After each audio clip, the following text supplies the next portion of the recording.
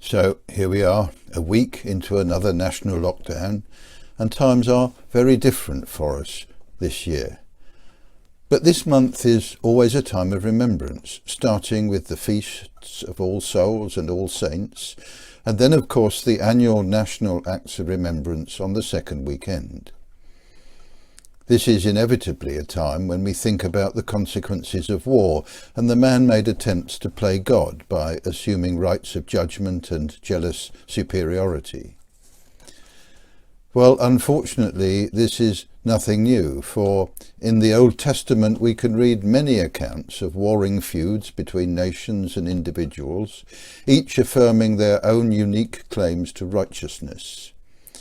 Holy wars have been fought on this premise, with each side claiming to have God with them.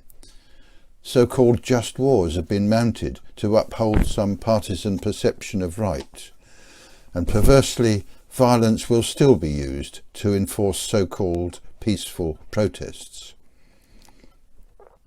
And in the New Testament, we learn that Jesus teaches us that real relationships are not forged through judgment and war, but by understanding, love, persuasion maybe, but certainly through sacrifice. In love, God sacrificed his Son for us, but do we always recognise the magnitude of that sacrifice? Sacrifice and love must be conjoined when we remember the sacrifice of those who gave their lives in war.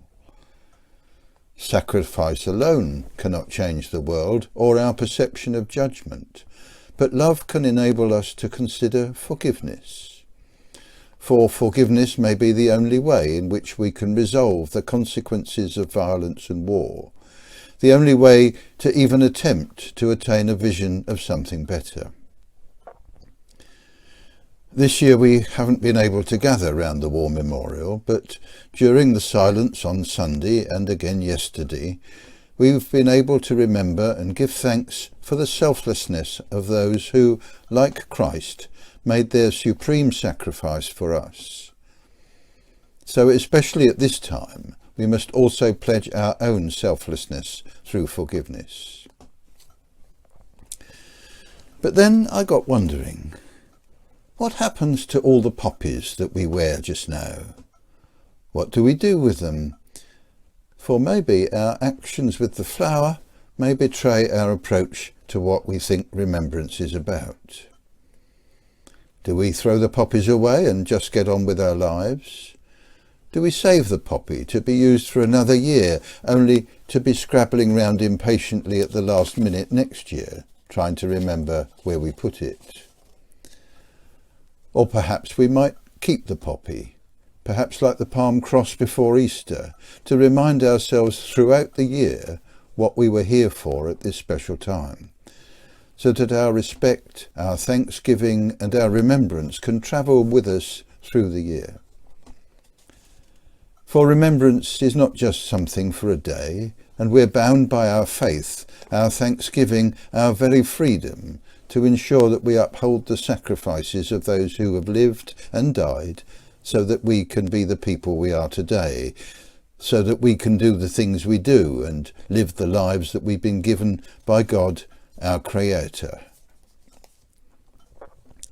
So at this difficult time then, here are some words from ancient Hindu scriptures to take with you this week as you reflect on the priceless value of peace in our time. Lead me from death to life, from falsehood to truth. Lead me from despair to hope, from fear to trust. Lead me from hate to love, from war to peace. Let peace fill our hearts, our world, our universe.